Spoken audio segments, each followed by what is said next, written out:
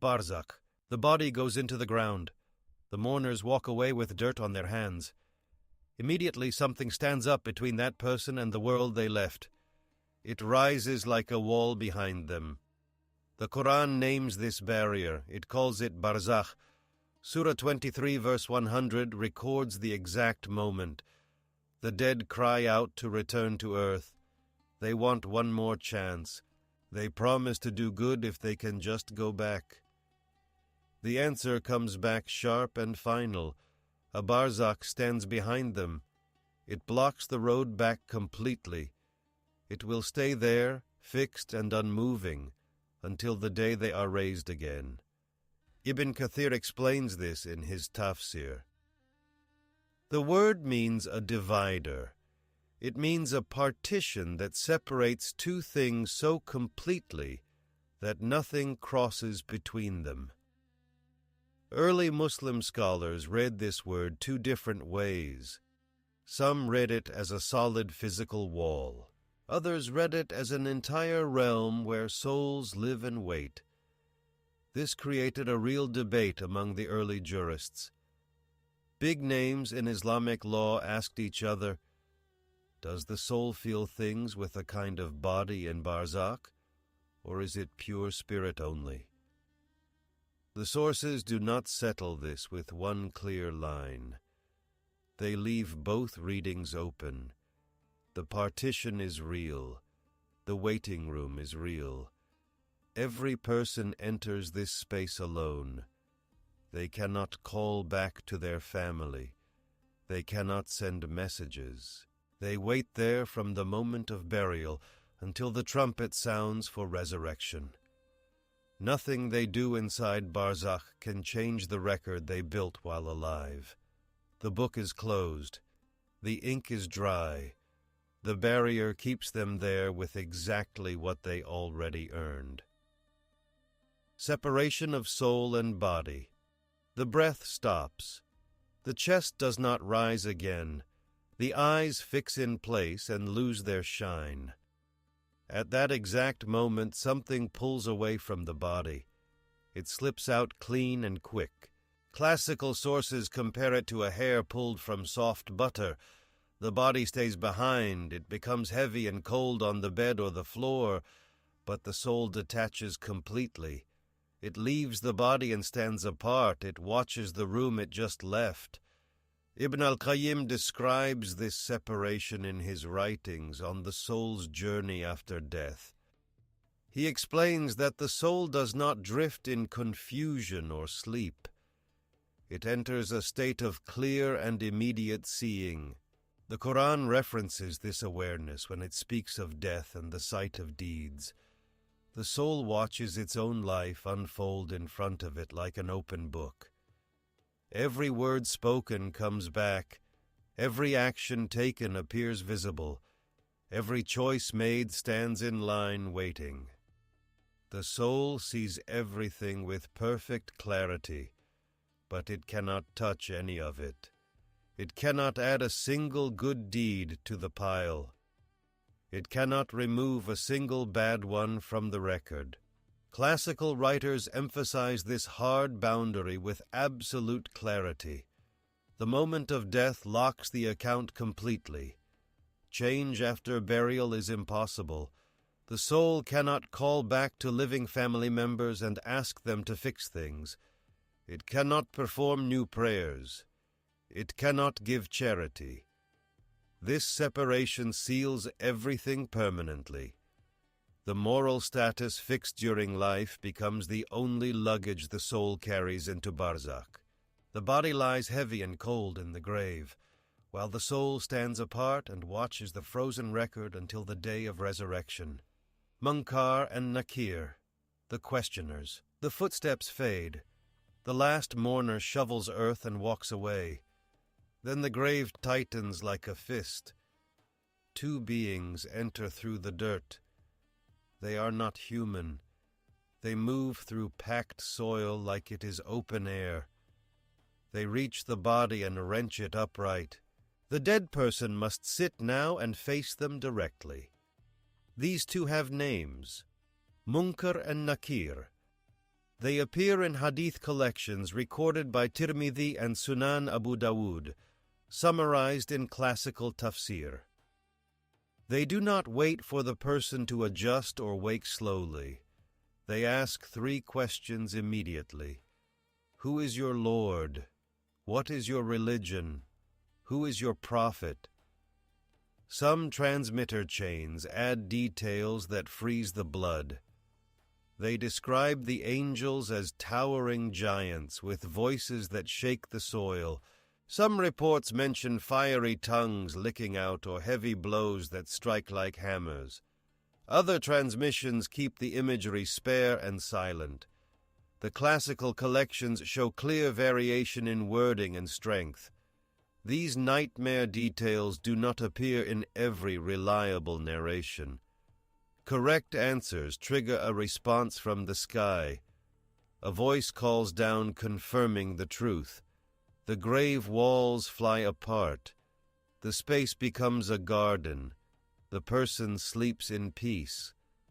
Wrong answers bring the opposite. The walls slam inward. The ribs nearly touch. Heat surges. Compression begins. This is not a one-time event. The punishment runs in cycles. It continues daily through Barzakh without stopping. It lasts until the trumpet blows for the mass rising. Only then does this specific torment end. Until that moment, there is no exit from the compression for those who failed the test. Azab al-Qabr, punishment of the grave. The last handful of dust falls. The grave slab seals shut. Then the 4 walls squeeze inward. Ribs crack toward each other. The chest cannot expand. Heat floods the tight space like an oven door opened. This is not a metaphor. Texts in Sahih al-Bukhari and Sahih Muslim describe this active torment inside the grave for some souls. The compression is real. The heat is real. The beating is real. Some reports describe a beast with iron teeth that strikes the dead. Others describe a continuous pressing that renews every day.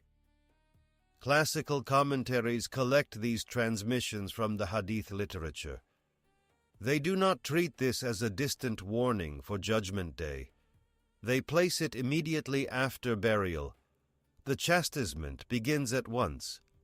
Some transmissions describe a cycle that repeats daily, with chastisement occurring every day except certain days. Some reports mention Friday as an exemption.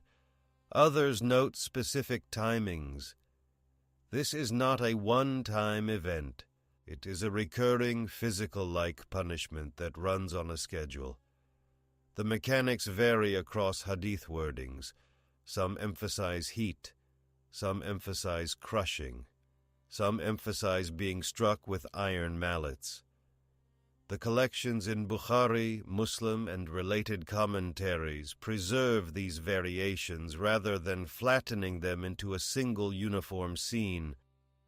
The consequence continues without pause through the entire interim period. The punishment does not stop for breath. It does not release for good behavior. It persists in Barzakh, running its cycles until the moment Allah permits it to end. That moment comes only at resurrection when the trumpet blows, or by specific divine decree. Until that sound, there is no exit from the compression. The walls stay closed. The heat stays high. The cycles press on day after day with no pause for breath until the trumpet sounds. If this content is opening your eyes to what Islamic sources actually say about the grave, subscribe, hit the bell, and leave a like. That's what makes YouTube show this to more people. Let's keep going. The grave as a garden, mercy for the righteous. The last handful of dirt falls. Silence seals the pit. For a moment everything is black. Then the walls shudder. They do not press inward. They fly outward. The narrow hole stretches into a vast hall. The roof opens. Light pours through, clear and warm. The air fills with a smell sweeter than honey. Green spreads across the floor like a carpet. This happens for the righteous believer. Major hadith collections, including Sahih al-Bukhari, describe this transformation. Ibn Kathir records it in his commentary. The sources do not treat this as a comfortable thought or a nice dream. They describe a physical seeming reality that happens immediately. The grave literally expands. Real light enters. Real fragrances arrive. Some reports describe the space becoming 70 times larger than before. Others mention windows opening to show views of paradise above. The body rests on silk while the soul sees its future room in the high garden. Early scholars treat this as a concrete interim blessing, not metaphor. The believer sleeps in deep peace. No nightmares come, no loneliness, only safety and the smell of flowers. They wait there in this anticipatory gift, resting comfortably until the call comes. But this is a waiting room, not the final house. The light stays on only until the day of resurrection. When the trumpet sounds, this private garden closes. The silk folds away. The interim peace stops completely. Everyone must leave for the public court. Sijjin and Illiyin, the registers, Brajesh records. The soul stops moving. It stands before two locations that are not on any map of earth. One is called Sijjin. The other is called Illiyin. These names appear in the Quran. Surah 83 verses 7 to 9 mention Sijjin as a register for those who rejected faith. Surah 97 verse 18 refers to Illiyin as the high destination for the righteous. Classical tafsir explains these are the records of deeds written by angels during life. Angels consult these registers to determine where the soul stands. They open the book and read the lines written during every hour of the person's time on earth. Every word spoken appears there. Every action taken has an entry. Nothing is missing. The ink is dry and permanent. The classical writers treat these registers differently than simple files on a shelf. Ibn Kathir and other exegetes describe them as both documentary records and actual metaphysical places. Sijjin operates as a low-tight registering prison that correlates exactly with the soul's compression in the grave. Illiyin exists as a high, open place that matches the garden experience of the righteous. The register and the location are the same reality in two forms. The book is the place is the book. This documentary record links directly to the Barzakh experience. What is written inside determines whether the walls press in or fly apart. The soul cannot argue with the text. It cannot request a correction or submit an appeal. It simply waits there with its record, holding the unchangeable pages until the trumpet sounds for resurrection. Perception and visions in Barzakh. The soul settles into Barzakh. Then the darkness cracks open. Visions pour through. The soul sees its actual place in the garden. It sees rivers flowing under trees with fruit hanging low. Or it sees the fire waiting with open gates and smoke rising. These are not fuzzy dreams or imagination.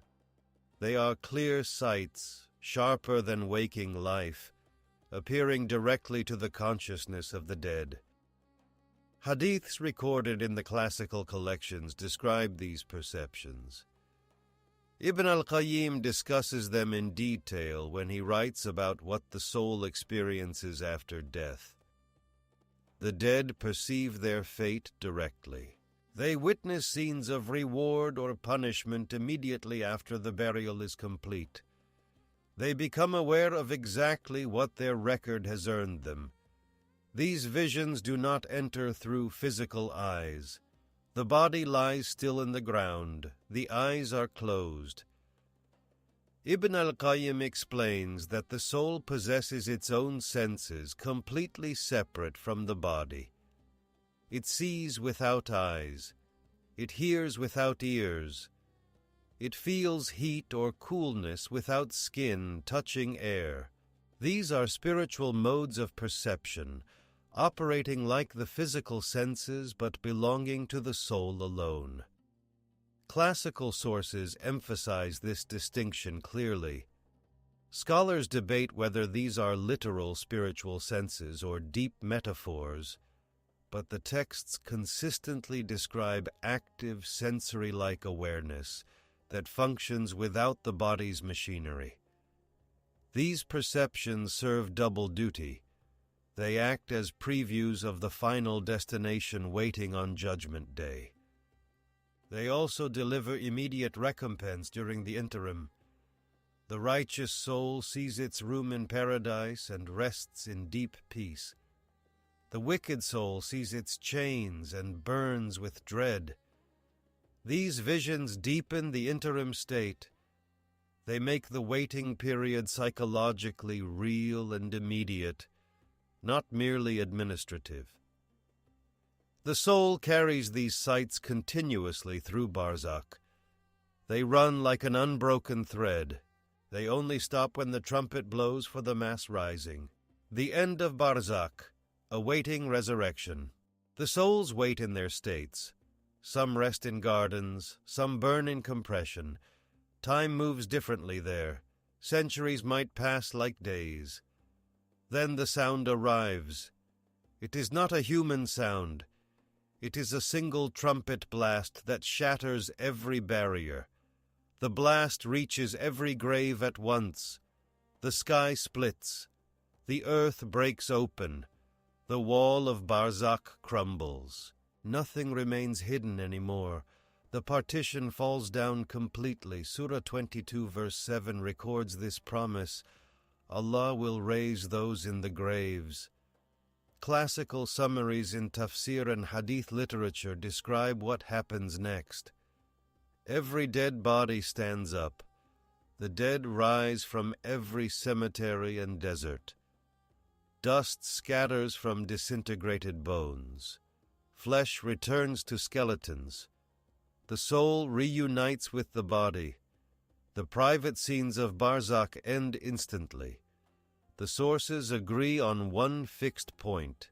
All the vivid events inside the grave serve only as interim periods. The questions from Munkar and Nakir, the compressions, the gardens, the registers in Sijjin and Illiyin, the spiritual visions, none of them replace the public court of Judgment Day. Barzakh is temporary housing. It is not the final verdict. No soul receives its ultimate destination there. Everyone must stand for the open trial. The interim stops instantly when the trumpet sounds. Every soul leaves its private grave scene. They move from solitary confinement or solitary peace into the open plain. They stand together in one massive crowd. The day of resurrection begins. They stand together on the open plain as the trumpet's echo dies. The public accounting begins, and the private scenes of Barzakh are sealed behind them. 8 distinct interim scenes, one interim realm. The partition of Barzakh rising like a wall behind the dead, blocking all return. The soul separating from the body and watching its deeds with no chance to add or remove a single line. Munkar and Nakir forcing the deceased upright to ask 3 questions about Lord, religion, and prophet. The grave compressing with heat and daily cycles for some, while for others it widens into a garden of light and fragrance. Records kept in Sijjin low and Illiyin high determining which interim fate the soul receives. Visions coming through spiritual senses, showing previews of paradise or fire, all of it waiting for the trumpet that ends the privacy. What these 8 scenes reveal is not just about religious doctrine. It is about the reality that every private moment is evidence being filed for a public reckoning that cannot be postponed, where the waiting room offers no chance to rewrite the testimony. If this opened your eyes to something you didn't know about Islam, share it with someone who needs to see it, like subscribe if you haven't. See you in the next one.